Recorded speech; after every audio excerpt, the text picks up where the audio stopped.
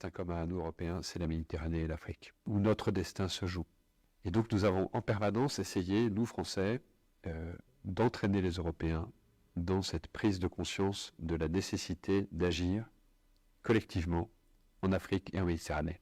C'est le fond de la pensée de l'actuel grand chancelier de la Légion d'honneur de la République de France et chef d'état-major des armées françaises entre 2017 et 2021.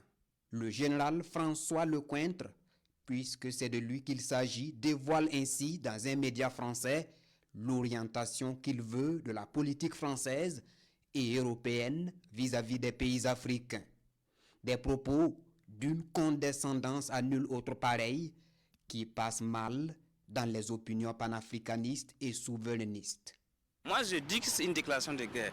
Parce que de un, ce n'est pas un petit citoyen de la France.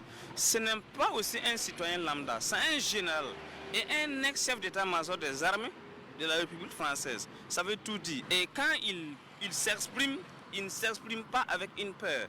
Il est convaincu. Ça veut dire que c'est quelque chose qui a été bien mûri. Et il piétine la loi sur la souveraineté des États. Et également sur le droit international. Et également sur la charte des Nations Unies qui dispose que tous les États sont libres. Cet appel du 14 avril nous a tous surpris.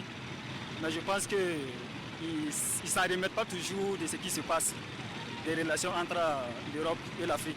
Voilà. Il faut seulement qu'ils sachent que les temps ont changé. Et qu'on ne peut plus avancer comme ils veulent. Voilà, c'est les peuples qui choisissent comment ils peuvent avancer, comment choisir les partenaires et leurs présidents. Il faut d'abord qu'eux-mêmes s'occupent des guerres interethniques qui se passent en Europe là-bas, au lieu de s'occuper de nous, de nos affaires. C'est de l'abonie. Et c'est scrognogno de leur part parce qu'ils n'avancent pas. S'ils doivent s'occuper des affaires de l'Afrique, eux-mêmes ils ne vont pas avancer. Donc il faut qu'ils se remettent en cause et puis revoir et avancer. Ce que ce général oublie, le Burkina Faso, c'est un pays souverain. Le Mali, c'est un pays souverain. Le Niger, c'est un pays souverain.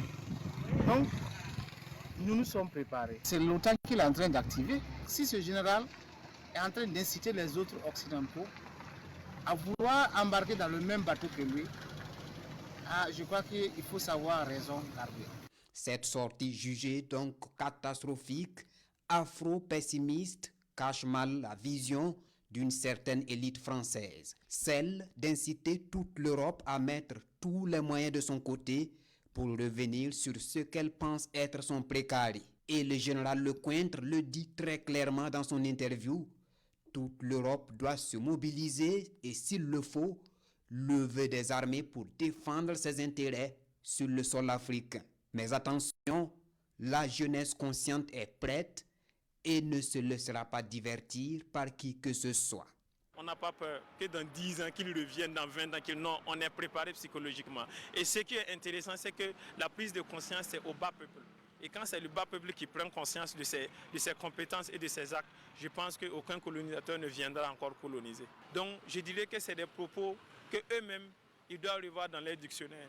Parce que la dynamique entreprise aujourd'hui, notamment avec ces 3 pays, c'est une dynamique qui prouve qu'on n'est pas prêt à revenir en arrière. Et on est prêt à braver tout ce qui est comme difficulté pour partir et d'amener l'Afrique là où il devait être, c'est-à-dire un continent meilleur, vivre mieux que certains continents. Ça a pris où partir. S'ils pensent que non, si réellement ils trouvent que sans l'Afrique, ils peuvent s'en sortir, donc qu'il en soit ainsi. Ils n'ont pas parti, ils n'ont pas prendre. Dans la vie, il faut apprendre à partir. Même dans la ville, on est appelé un jour à quitter la vie. Donc il faut seulement se préparer et partir. Un jour, il faut apprendre à partir, avancer, aller de l'avant. C'est simple, c'est aussi simple que ça. Sinon, c'est un non-lieu. Ils ne peuvent pas.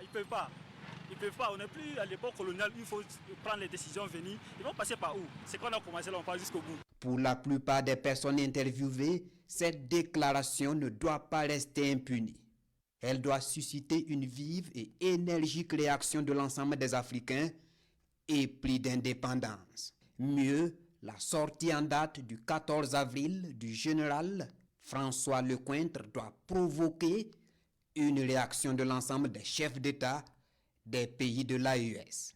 Pour eux, cette énième tentative d'infantilisation du continent africain ne saurait prospérer tant que la jeunesse africaine restera en veille.